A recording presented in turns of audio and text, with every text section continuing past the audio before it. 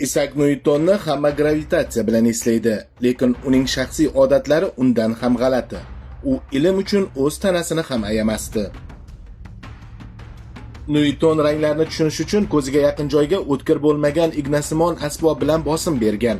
Shunda ko'rishida paydo bo'ladigan rang halqalarini kuzatib, xulosa chiqargan. Bu ilm tarixidagi eng g'alati o'z ustida tajribalardan biri.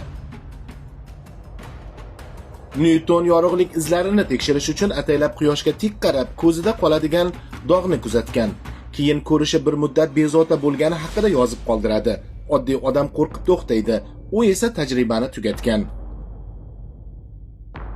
U ishga shu qadar berilib ketardiki, ovqat oldida sovib qolardi.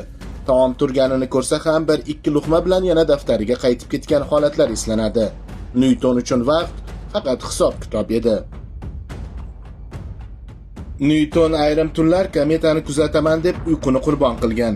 Tun bo'yi osmon, chizgilar, hisoblar, ertasi esa holdan toyish.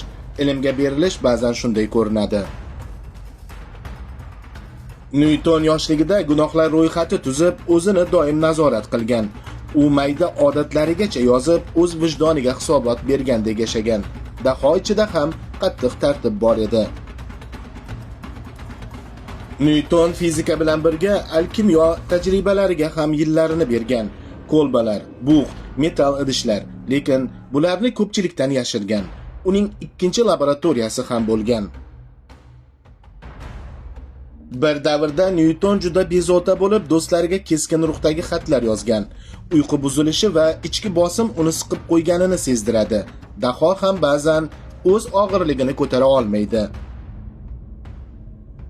Nyutonning dahosi formulalarda ko'rinadi, lekin odatlarida yanada g'alati sir bor. Shunaqa tarixiy shaxslarning yashirin faktlarini davom ettirishimizni xohlasangiz, hoziroq obuna bo'ling. Qo'shimcha faktlar va manbalar Telegram kanalimizda.